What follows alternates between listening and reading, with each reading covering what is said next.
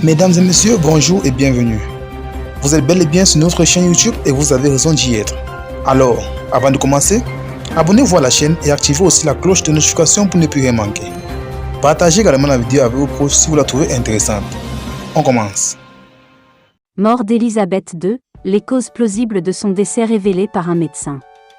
Élisabeth II s'est éteinte jeudi 8 septembre 2022, à l'âge de 96 ans, dans son château de Balmoral en Écosse.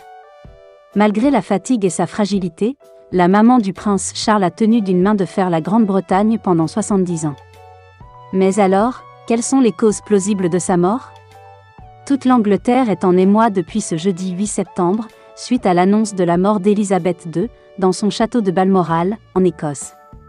Ces derniers jours, Sa Majesté avait montré plusieurs signes de fatigue.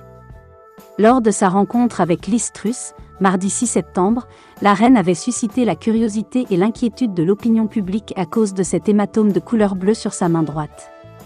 Depuis plusieurs mois, les apparitions de la défunte Queen étaient d'ailleurs de moins en moins nombreuses. Le 2 juillet dernier, le palais de Buckingham annonçait dans un communiqué, relayé par le Daily Mail, que ses fonctions avaient été réduites en raison de son état de santé. Jeudi 8 septembre, un communiqué mis en ligne peu avant 12 h créait la stupeur chez le peuple britannique. Décédée peu avant 20 h ce même jour, Élisabeth II laisse derrière elle 70 ans de règne, mais aussi des interrogations au sujet de sa mort. D'après nos confrères du Parisien, tout laisse à penser que la mort de la souveraine s'apparente à une mort naturelle. De quoi est morte Élisabeth II ? Sur le plateau de Touche pas à mon poste, Bertrand Deckers, spécialiste en royauté, a révélé, le soir de sa mort, que la reine aurait été victime d'un AVC. Selon lui, la grand-mère de William et Harry a été placée sous assistance respiratoire. Je pense être, à ce moment-là, l'un des premiers informés.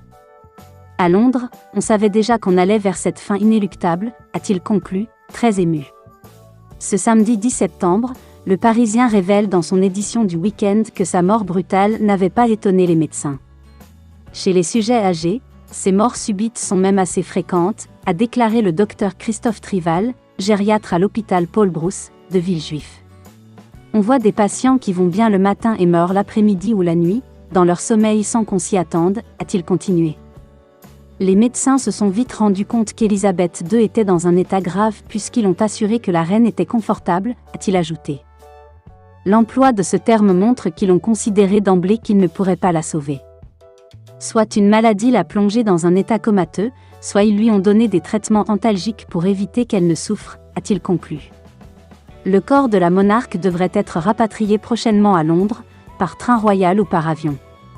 4 jours après sa mort, la défunte reine reposera à Westminster Hall, au Parlement, dans une chapelle ardente ouverte au public. Le peuple britannique aura ainsi la possibilité de lui rendre un dernier hommage.